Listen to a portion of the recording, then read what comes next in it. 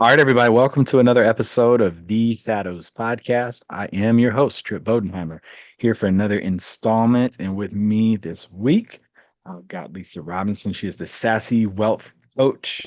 Welcome to the Shadows Podcast. Thank you for having me. Yeah, I'm excited to unpack your journey. We connected a couple of weeks ago, had a very good conversation.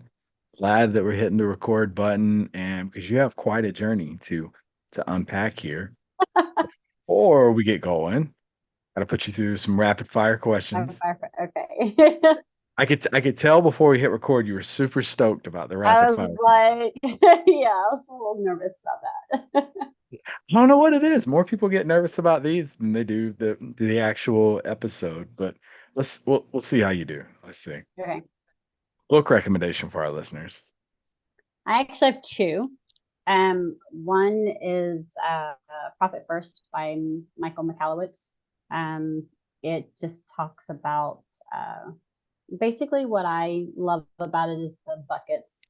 Um, there are multiple bank accounts and for businesses, but I actually use it for personal as well, or utilized it to make it work for personal. But I love that book. And the other one is basically on mindset, and it's called Mastering Your Mean Girl by Melissa Ambrosini. I think that's right. Don't ask me to pronounce it. I'll do it all kinds of injustice. Um, but it's basically it's a no BS guide to silencing your inner critic and becoming wildly wealthy. So it basically it's working on that mindset. Okay. What is a fear you have? When you say fear, do you mean fear of things or because I like the fear of the first I thing like that fear of pops up are things. snakes. Yes, because other people are like failure. See. No, my snakes. Okay. I Are you in South Carolina? petrified. And I'm See, petrified of snakes. I'll get some snakes over there. And I grew up in the country and I'm still petrified of snakes. Yeah. Take the Yeah. shovel and chop the head off. No. Um Normally I can't jump very high. I see a snake and there's someone near me, I can promise you I will be able to jump as high as needed where they will have to catch me. Become I Jordan don't, dunk contest. Yeah. I don't like, yeah, I don't, my girls, they're all about them. And I can't stand them. My oldest wants one as a pet, and I've informed her only when she moves out and is on her own, and I will never visit. Okay. Yeah, So, we were at there's a place called Zoo Cafe in Budapest, and it would never fly in the States, but you go eat and they keep bringing animals out to your table, not to eat, but to pet. And they brought a snake out and python. And they just drop it around your neck and walk off. And yep, no, no, no, no, no, no. yeah. Um, I think is it the boa that squeezes? Is that what it is? Yeah. Okay, so one Halloween, my oldest is for my youngest. I have two girls, so before my youngest was born, this is when it was just me and my oldest. We were doing Halloween thing, and we were with some friends, and they had a big SUV, and I was in the passenger seat. My daughter was in the back, and this guy has this huge boa constrictor as a pet. Kenzie wanted to pet it, and he he puts it inside, like leans inside the vehicle. It was in the back seat. I was still in the front passenger seat, and I literally climbed backwards into the corner of the windshield, trying to see how close into that corner I could get my body away from the back seat of that snake. That yeah, Okay, so snakes are a no-go no. for you. Yeah. Um, What what is a song that you listen to that you tend to turn the music down if anybody else is around? It's kind of your guilty pleasure song. I don't think I have one. So you have no shame in your music choice. Uh-uh. No, Okay. normally I'm turning it up loud. I thought you were going to ask me what was my go-to song like to keep going, and that was easy. It's called Unstoppable. Um, but I don't really have a, yeah, no, I don't turn my music down. My daughter, she thinks even though she's a passenger and I'm driving, she can just change my radio station. Oh, that's Um, yeah. but the cool thing is I like the music. I mean, I like all different genres. Um, so if she's in the mood for country or the Christian station, I'm okay with it normally because I like all. I mean, I like a mixture. But I don't think I have a guilty pleasure one that I'll turn down. Normally, my music's really loud, or I'll just have my earbuds in so nobody can hear it anyway. Okay. Bucket list place to travel that you've not been to yet. What was the question? Bucket list place to travel. Oh, there's a couple. I want to go to Bali. I want to go to Hawaii. Um, Jamaica. Okay. Those are three on my huge on my bucket list. I've What was the actually third marked one? Jamaica. Jamaica. Okay. All right. And last one, dinner for three, three historical figures who are no longer with us. Who do you dine with? Goodness great. Who are no longer with us? Yep. I don't know. That one's got me. It's off the top of my head. I don't know. Um, oh wow. You've stumped me. You've actually stumped me. And I don't think that's normally possible, but I don't Okay, know. I'll take it. I'll take it. I'll have to think about that and I'll come back and tell you. Okay. So let's get into your journey. So have you always grown up in South Carolina? Yes, I was born and raised in Sumter, South Carolina, which is a little small town. The only Sumter. reason the only reason it's known is because of Shaw Air Force Base. Yes. I lived in Sumter. I was I born lived and raised in Sumter. Okay. So I lived in Sumter from 98 until 2009. I was gone. Okay. I graduated in um let's see. I went to Lamar Elementary. I went to Bates Middle. I started at Sumter High School, and then I moved in the middle of my senior year. So I still say I graduated from Sumter High. That's what I put on my Facebook because I was basically there all 4 years. But Hello, I moved. Gamecock. Yep. I moved in the middle of my senior year to Lexington, South Carolina, Yeah. to give my father another chance for us to have a relationship. And I stayed here in Columbia, the Lexington, Columbia area ever since. So that was in 1990. So my I graduated in stepfather, 91.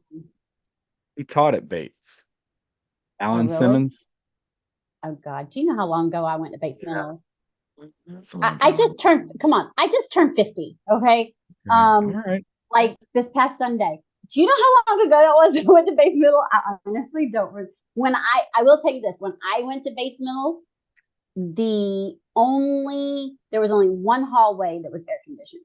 All the other classrooms were like there was this center courtyard type thing, Yeah. and then it had the classrooms, and you had these big, huge fans in each of the rooms.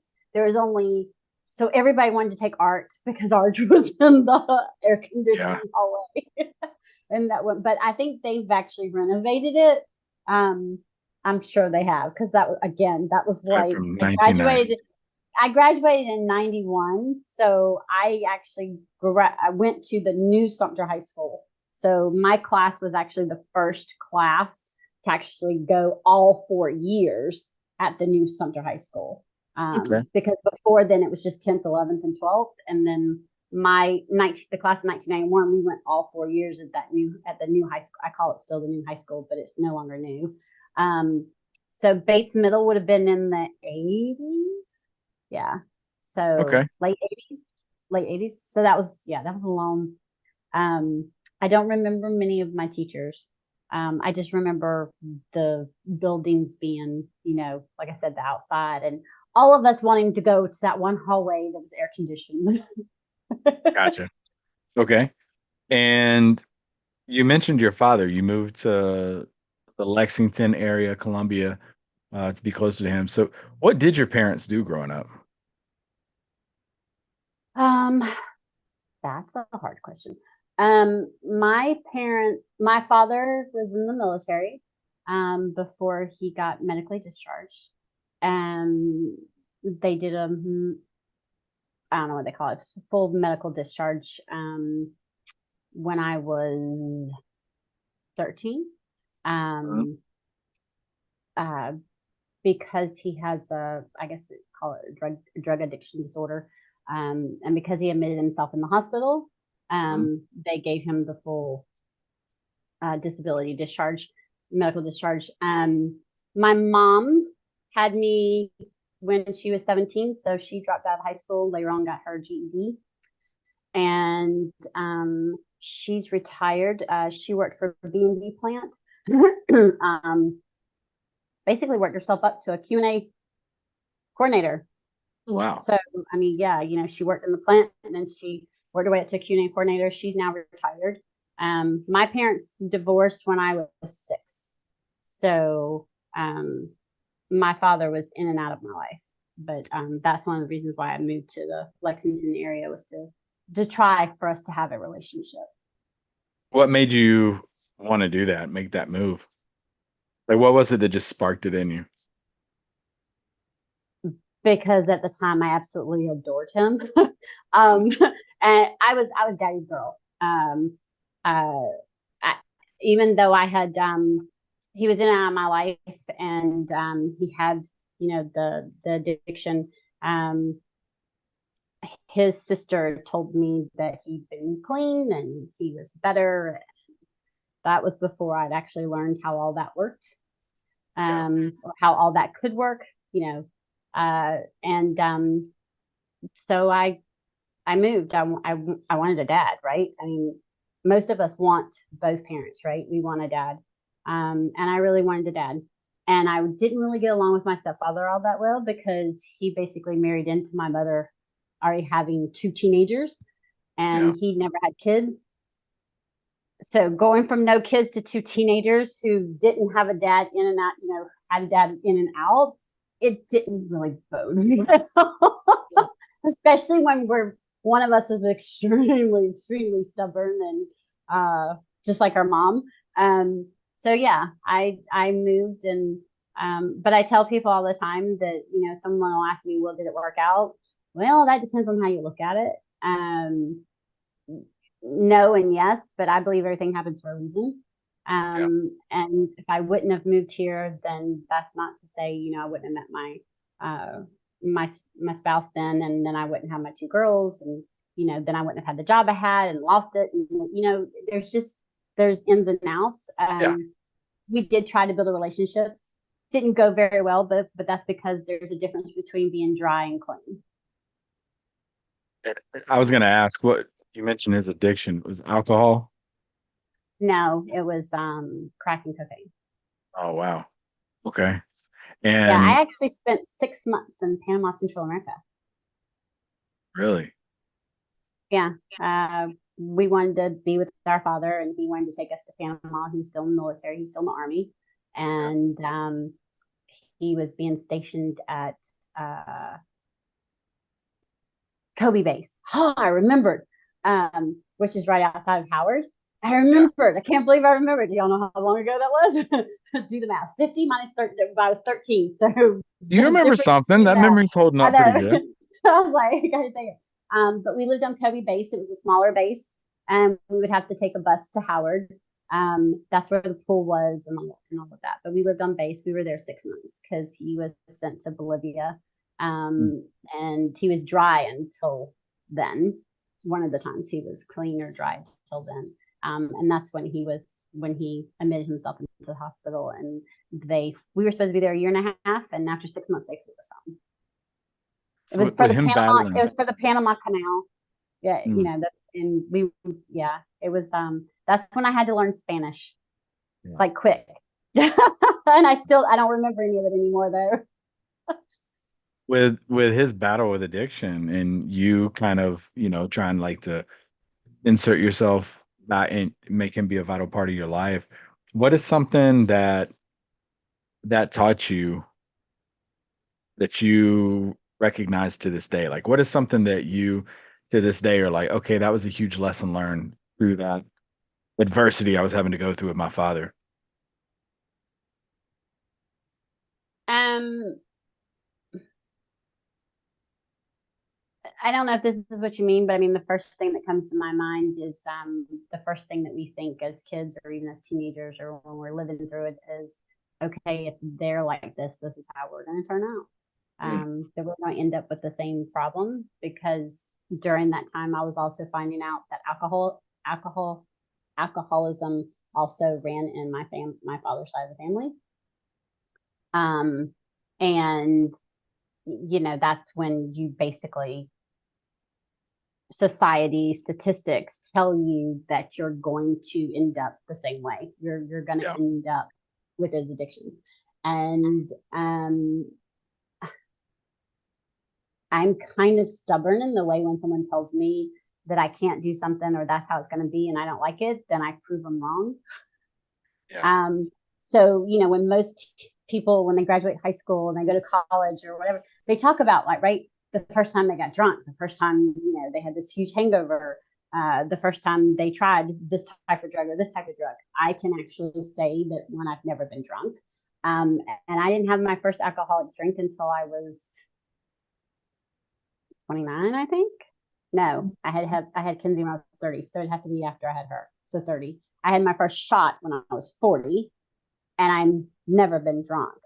I didn't, and I can't stand the taste of beer. And I think that's partly mindset part, Yeah. because I put myself as far away from all of it as possible to make sure I didn't um, end up with the addiction. It's interesting you say that because my dad, I used to see my dad was not an alcoholic. He did drink. Yeah, I would see him drink late at night. Like he would sit down and watch something on television. And then my sister, she had issues with substance abuse, and I'm much of the same way. I saw it, witnessed it, and I grew up swearing I would never touch any of that stuff. And here I am in my 40s. I've never been drunk. Uh, yeah, yeah. We I'm we have a lot of years behind us of not messing with I have alcohol. I have best friends who swear they're going to get me drunk, and I'm like, yeah, no, Yeah, not yeah. happening. I've heard the same thing my whole life. When I got orders to Germany, they're like, "Really? The Air Force is sending you of all people to Germany?" Uh, Right? like the only thing that's there is beer. And but no, it's like I got there, enjoyed it, got the most out of Germany, but I didn't have to get drunk, which I've Right. never understood that. Like and then I think my mindset's always been too, like I wear it more of a badge of honor that I've never been drunk. And Let back me in the ask. day, it was it's Sumter High. It was, well, if you're not drunk, you're not cool. I'm like, well, then I don't want to Right. be cool. I'll be an Right. outcast. Right. And still to this day, I'm that way. I don't know. I guess our minds work different after seeing what, any of that stuff can do to others. And I I have to hit, had to make a decision like at the age of 19, was I going to keep myself around my father, yeah. or was I going to get the hell out? Because I lived with him. And, people are like, oh, so you decided to be on your own. No, I decided to run as far away as freaking possible. Is the only way Mm. I know how to put it. Because when he was coming off of his high and he didn't have anything, he got violent. And it, it just didn't end well at that point. So when he was gone one day, I got out and got as far away as possible. Um, and so I've been on my own since I was 19. But the point I was going to tell you is that when I started, I was going to Midlands Tech and I was working at night. And then when I worked during the day, I work at night. I worked at night at a bar and grill. They had pool tables. This is when little machines weren't illegal in South Carolina, where you could do the poker Yep. tables. And I waitress there, and people were like, "You waitress at a bar and grill?" People, I mean, this place would be packed, drink, alcohol, and people smoking, and I didn't smoke, and I'm like, "Yeah," and they're like, "You of all people?" I was like, "Yeah." Imagine I actually get to keep all my tips. I don't drink them. Yeah. Yeah. Like I actually, my tips actually make it to the bank. You don't drink on shift. So I mean, like, No, but they would drink after shift. Oh my goodness gracious, you'd be sorry. And some of them would sneak and drink on shift because clients would be buying them shots. They'd want to buy shots and then they want the waitress to do it with them. And I would tell them, I didn't tell anyone I didn't drink because some of the patrons would look at you and go, so I just told them I had rules. I don't drink while on the job, and I don't drink with customers. I don't drink on the job, and I don't date customers. So it was basically my rules, and it worked. People are like, oh, she's great. She remembers our drinks. She makes sure we have all of the things we need. Our ashtrays are always empty, but she's not going to have a drink with us because that's just her rule. And, but it's because I didn't drink. I'm so glad I've never been that. And nothing against our listeners if this describes one of you to a T. Please don't turn off the podcast. But I'm so glad I'm not that old guy hanging out at the rusty pool stick taking shots with my waitress from like Roadhouse or something. But yeah. Well, but here, I'll give your listeners a really good laugh. Okay. Imagine a 20-year-old who is more silent than not because she's not learned that she can speak her voice because of the stuff that she went through, who's working at this bar, which is before the computer thing, and you had to yell out the drinks. And if you didn't yell out the drinks, the bartenders would not make them. So one of the first shots I had to make, or I had to order, was the redheaded slut split three ways. And then the blowjob split three ways. And I didn't want to say that. And I'm sitting here, no idea what it is. And then they tell me that I have to tell them to take their hands behind their back and dip down and then drink it. And it's because there's a little bit of whipped cream on top and the whipped cream ends up here. So imagine this 20-year-old, 21-year-old doing this. And I'm saying it like very low. And the bartender looks at me and goes, no, you have to, because honestly, if you don't yell it, they're so busy. If you don't yell it, they're not going to make it. So then I had to yell it. And because they knew I was shy and the entire bar that was crowded cheered. I'll tell you, my face probably turned 50 shades of red at least. And then I'm like, and y'all want to know why I don't drink? Yeah, so I worked at Red Lobster. Worst we had, I think, was like a Bahama Mama. And right. So you didn't have all the shots. Yeah. That sounds like more like Shuckers from Sumter. It was Wings and L in Columbia, South Carolina. Okay. No, I could believe it. Columbia. Okay. Yeah. Right. And there goes my Columbia listeners. I was there for 4 years, I think. Oh, I loved it. I made good money. Oh my gosh. I could work Sunday night in the pool room and work Sunday night football, and I could walk out with at least $250. Yeah, I could believe it. Yeah, I could believe it. Easily. So I got a couple more questions for you. The next thing I want to ask you is, what were some of your aspirations growing up? Like what you're graduating, you're finishing up, in Sumter. What were you thinking you would be doing as a 30-year-old? Honestly, I didn't know because when I graduated, again, I moved in the middle of my senior year. Um, and so I didn't know anyone at Lexington High School. So like I said, I was there Sumter, so I just say Sumter High. And my grades were not good enough to go to a 4-year college, and that was when your grades this is before you could do online and before you had the private colleges and all that. So my grades weren't good enough to go to a 4-year college, so I wasn't sure. And I don't even know what got me into it, other than I love hands-on stuff and I loved learning spreadsheets and the different Word documents and all that. It was basically, it's called information systems technology, but it's basically just a souped up thing for saying secretarial science. But that's what I went and got my 2 degree in. I always wanted to own my own business. My dream was to have a consignment store, to be honest. But I always wanted to have my own business.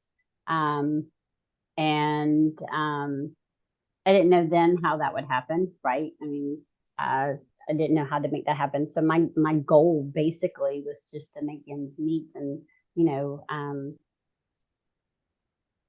do better by myself, I guess, and make sure that I was doing things that um, I wouldn't end up the way everybody was saying.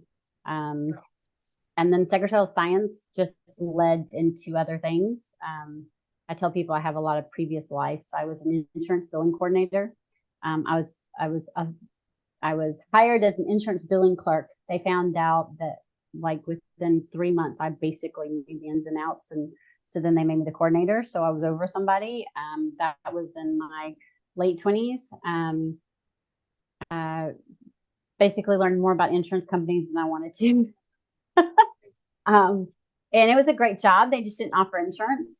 Um, and then from there, I had my daughter, and then because I wasn't supposed to have kids, so I found I was pregnant with Kinsey, and then uh, I wasn't working, and then I went into as a billing clerk at a foreclosure law firm, and that's where I spent the last 13 years before I became an entrepreneur. And I was a billing clerk, and then billing specialist, and then billing auditor. So I was one of their auditors, auditing all their money and the billing and stuff like that. Now, I do have to ask, what type of closure do you have with your father? Um, did you get that moment of like, hey, I forgive you for everything. I'm good with everything. Yeah. It didn't happen when most people would think it would. Yeah. He battled with his addiction, uh, I guess up until, I don't know, maybe I was told by one of my cousins about 6 months before he passed away. Um, he was saved. He found God. He got saved, and he just quit of all the times. He wasn't able to quit cold turkey. He quit cold turkey. Then I don't know because I didn't have anything to do with him at that time. Um, but he was diagnosed with leukemia that turned into bone cancer. His body couldn't fight it. All the drugs and all that the years that he'd shot himself up with a needle and the crack and all, his body there just wasn't anything there to fight, to help fight it, right? Um, so I got a phone call letting me know that um, he was he was basically on his last days, and if I wanted to see him, I needed to come see him. So I went to the VA hospital here in Columbia where he was, and his it's funny, his eyes were glazed over, so it's like he couldn't see. Um, my cousin had to tell him a couple of times that I was there, and I sat there, and I don't know, it was just like it was him, but it wasn't him. I don't know how to explain it because Yeah. again, from the drugs, he was already looked much older, and then the cancer, when it turned into bone cancer, it just ate away at him. Um, and so I was about to leave, and I went over there to him, and I'll swear it till the day I die. I leaned into him to give him a hug, and his eyes all of a sudden were no longer glazed, and he had a hard time speaking already, but he was try to lift up and try to say something, but you could literally see it in his eyes what he was trying to say. It's the first time in my entire life he was actually trying to say he was sorry. Mm. And I could see it. I don't know how to explain it, but I just knew that's what he was trying to say. And I told him, I said, I know, I forgive you, I love you. And he gave me a kiss, and then just like that, his eyes glazed back over. It's the most eeriest. I don't know how to explain it, but it was for a moment. What I put on Facebook, I remember then, is for a moment. He was my dad, my daddy again, and I was his little girl. And I tell people all the time um, that I grieved the loss of him a long time ago, right? Before he even died. But that moment, him trying to say he was sorry, you could actually tell he meant it, without even the words. And so we got that closure. It was been 7 years now. because see, I wouldn't let him have anything to do with my kids. He wasn't allowed to be alone with my kids. Because I just, I didn't have a choice when I was, different times. I made the decision to be around him because I was trying to give him a chance. But I tell people all the time, I have a choice. I know, and they're not going to be around him, by themselves or anything like that. So, but yeah, we got that closure, and I thank God every day that I actually went. Yeah. And I tell people all the time, they're like, "Why'd you go?" I said, "Because I didn't want to live with the regret of not going." And honestly, I went more for closure for me. If I'm going to tell the truth, the reason I went, the whole reason of going was so I would have closure.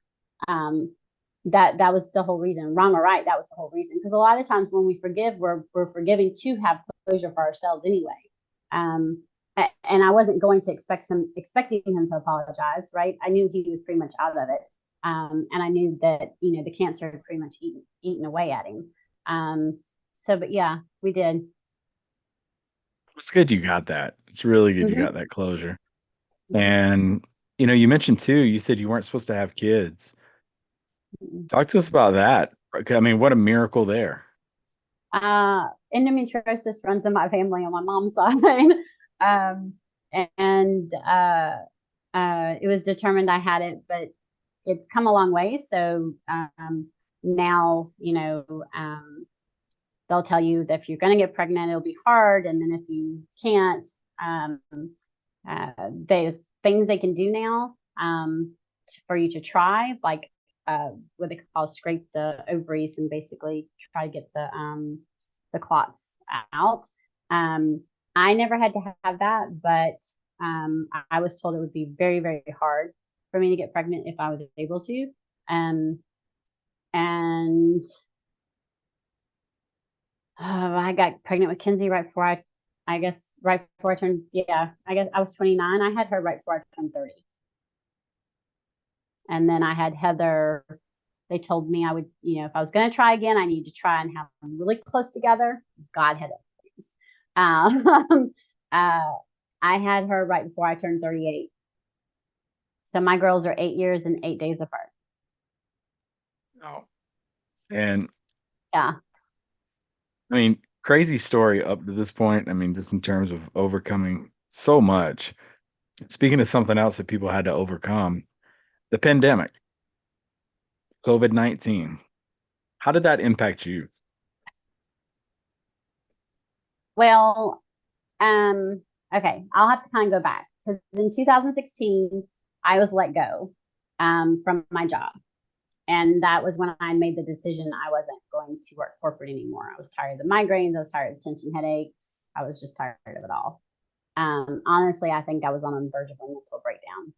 And I had another feeling that was telling me I was needed at home and that now was my time. So, with basically no money, people look at me and go, "You did it with no money?" Yeah, there was no money.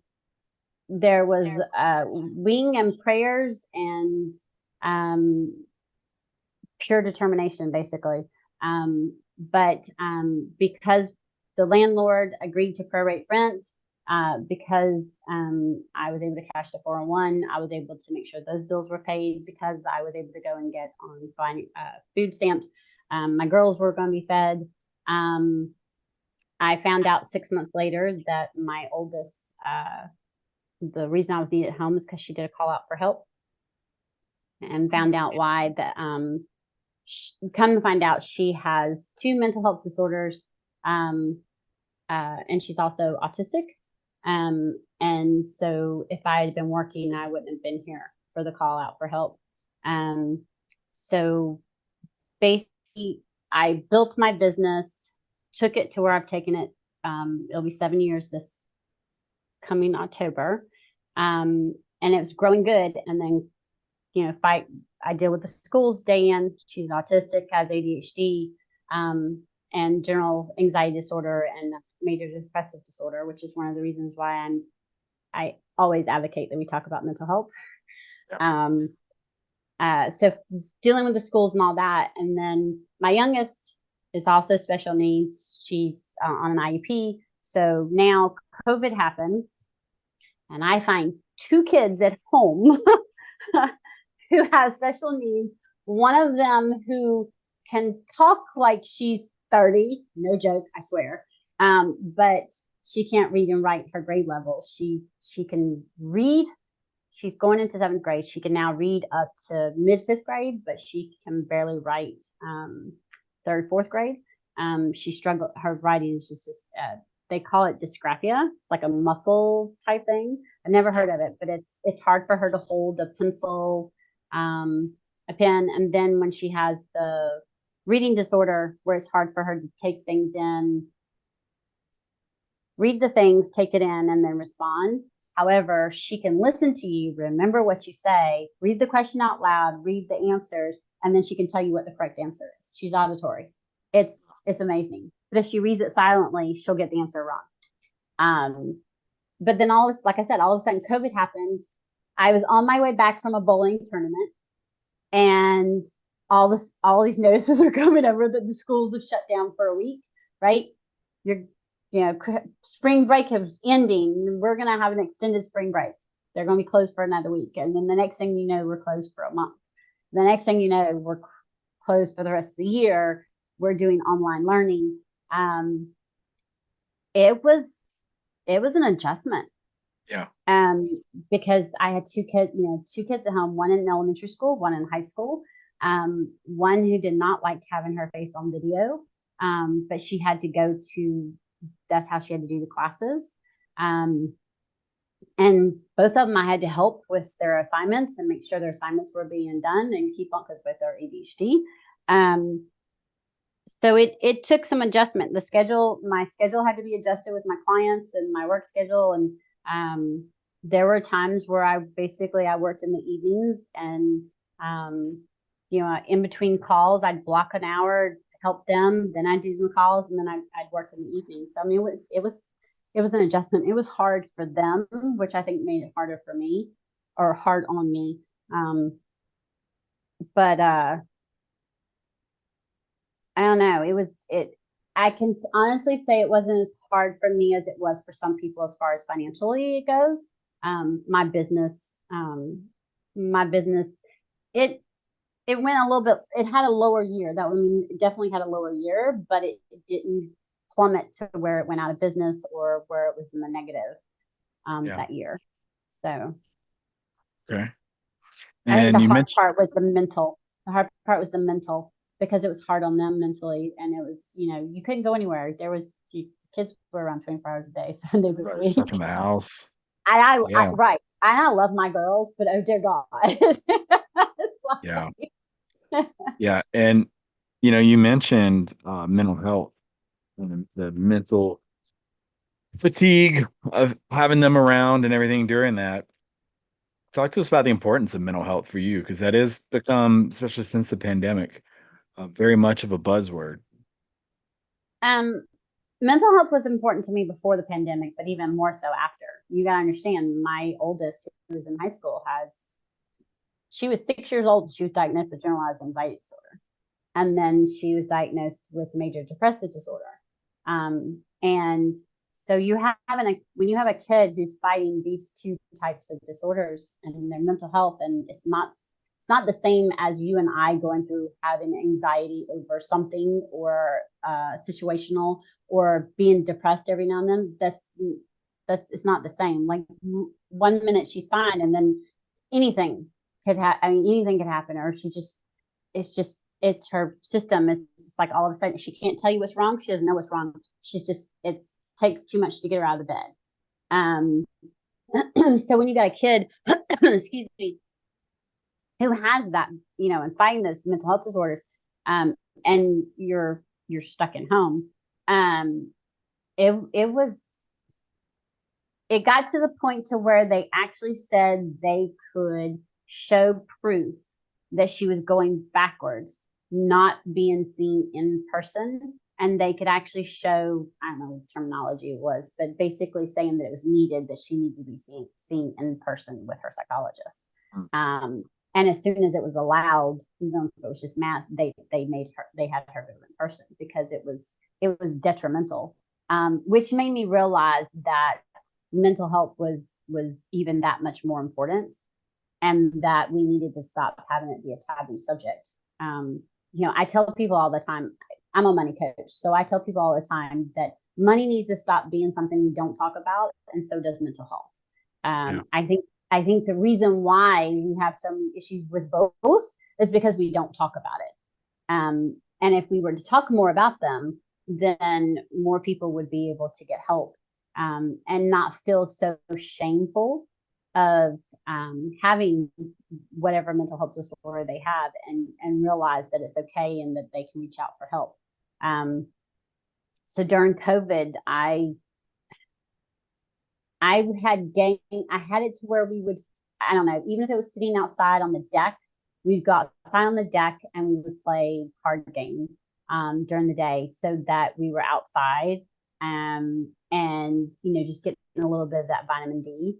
And Yeah. then, whether it was taking a bath or listening to a podcast, it was basically being creative to find something. But then after everything opened back up, I think I took it even more seriously, because I make sure that I have time for me. So that's my bowling.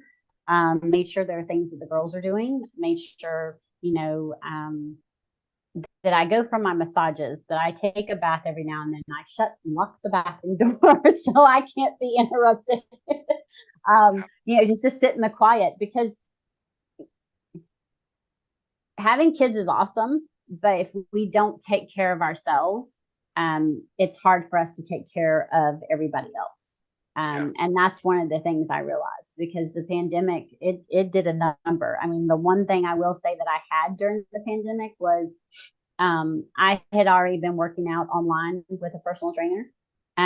So everybody and anybody was converting to online workouts during 2020, when the pandemic happened, and I was already doing it. And I tell her quite often that she was my sanity. I got her, she was 30 minutes a day. I had her 30 minutes a day, every single day, with earbuds in. I honestly believe that's what got me through most of it, was because I already had that in place. That was my sanity. Okay. And I am very curious. One of the big talking points that I wanted to discuss with you was the Sassy Wealth Coach. So, talk to our listeners about the Sassy Wealth Coach and where can they find out all information about you? The Sassy Wealth Coach is, well, one, I'm sassy. And wealth is, in my opinion, it's better to be wealthy than be rich. People are rich and can't stand what they do. They're rich and they don't have freedom. They've got plenty of money, but they don't have freedom. And so, in my opinion, being wealthy is better than being rich. And when I started my business, I wanted that freedom. I wanted the freedom to be able to be there for my girls. I wanted the freedom to be able to take off when I needed to take them to appointments, whatever it is I needed to do to make sure they got their help. And so my business evolved into the Sassy Wealth Coach. Sassy wealth, because I think everybody should be wealthy. And that, to me, that means freedom to live your life the way you want to live it, and to have, be empowered with your money instead of fearing it. So many of us fear our money and not empowered by it. My tagline is, I help people take their money from chaos to sassy and sexy. Because when we're empowered with our money, instead of fearing it, our money can become sassy and sexy. And a lot of that is with our money stories, our money mindset, our money management. And that's what I do, is I coach my clients and help them have a better relationship with their money, so that they're managing their money better. They can grow their business. They can save for the things that they need and want, and have that, be wealthy and have that, the life they want. It's my passion. I'm kind of really passionate, because I grew up poor. Okay. So, I'm one of those ones that they told, if you didn't marry into money or didn't come from money, you were never going to have money.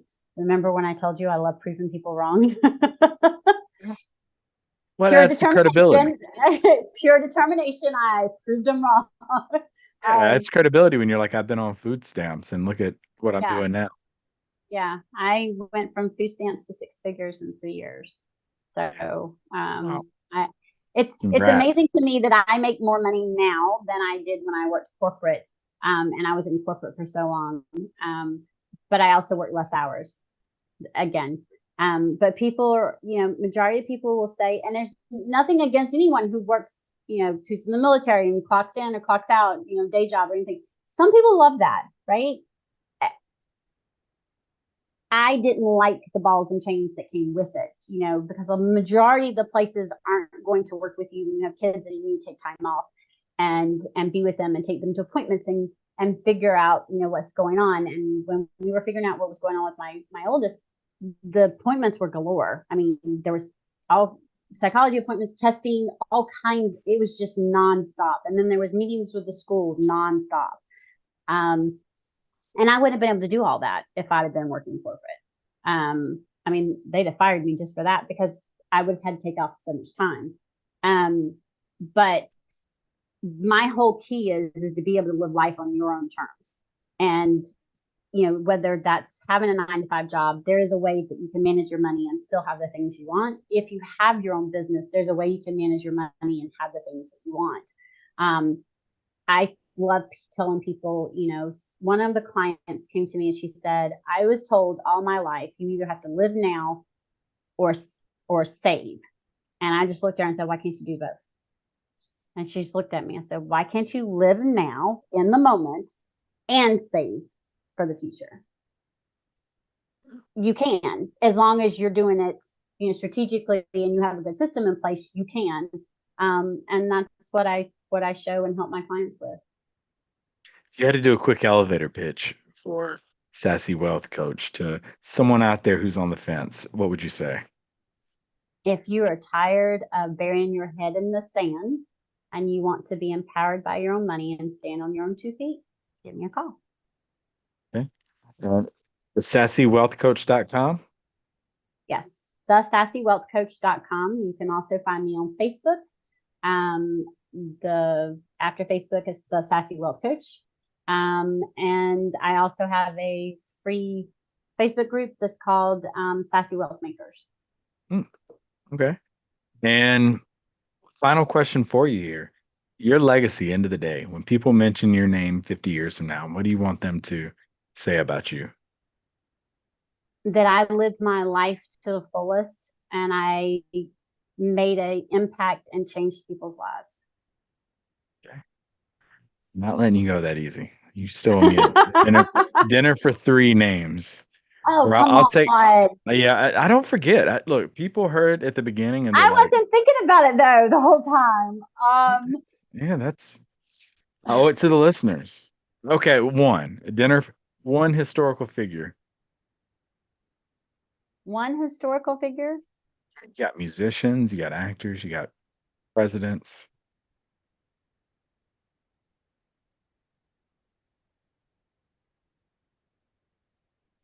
Um,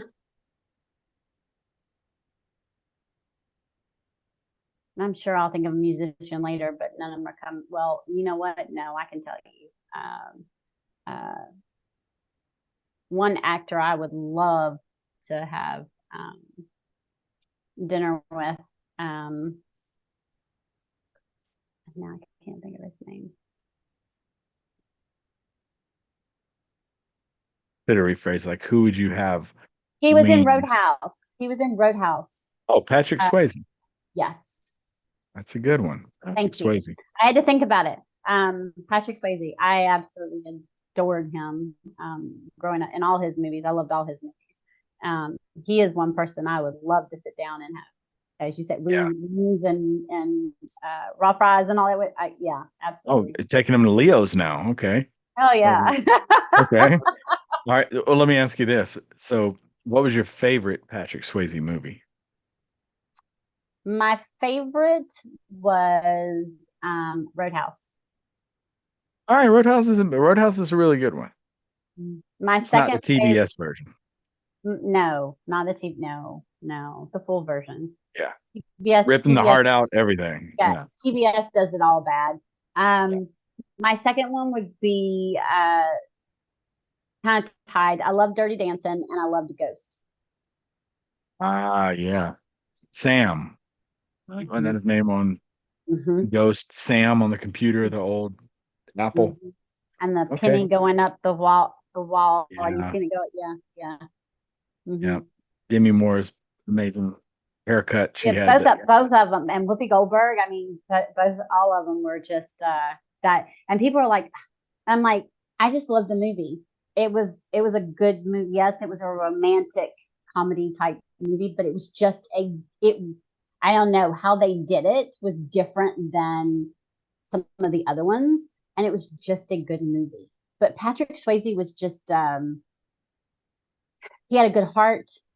He was, his wife's name is her name was Deborah. And I swore growing up if he wasn't married, I was gonna.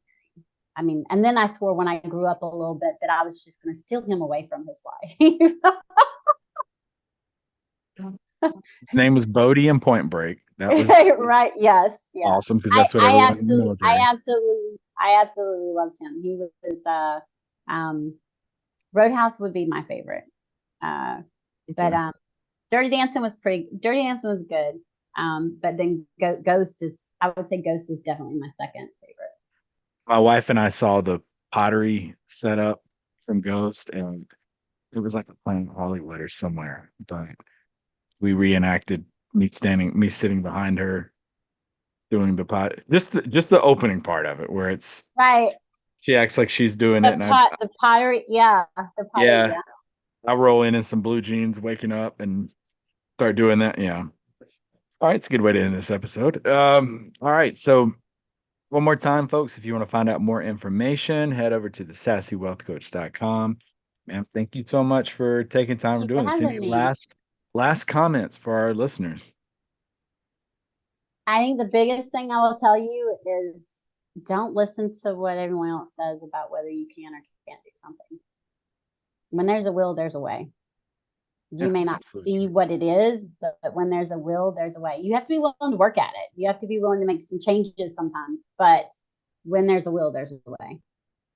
I really do like the message about don't just become a statistic and just say, "Oh, I'm doomed because of other people, especially those closest Well, to kind of us." like, do you remember the Time magazine when they had the egg and the frying pan? It says, Oh, the if commercial, you old have 80s if you commercial. have parents that if you do drugs and you have kids who do drugs.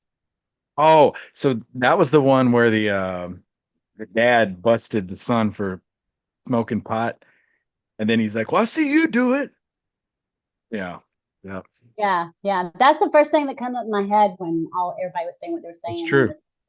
And the Time magazine had it in there showing statistical proof that, and it was statistics that it was the firstborn. And I'm the firstborn, and I was like, you know what? And that's the other thing is I think is just don't listen to what the statistics say, necessarily. When there's a will, there's a way. Yeah, You may have, like I said, you may have to make some changes, and you're going to have to work at it, but anything's possible. yeah. Take that, Time magazine. So, I know. well, thank you so much, folks. If you like what we're doing here on the Shadows, I say this each and every episode, head over to Spotify, head over to Apple Podcasts, or we make it really simple for you. You head over to theshadowspodcast.com. We have a leave a review link. You can click on that and leave us preferably a 5-star review. Let us know exactly what you think of the podcast. Greatly appreciate it. Spreading the word, getting those algorithms out there working, and letting other people find out all about the Shadows podcast. We will be back next week for a whole nother episode of the Shadows podcast.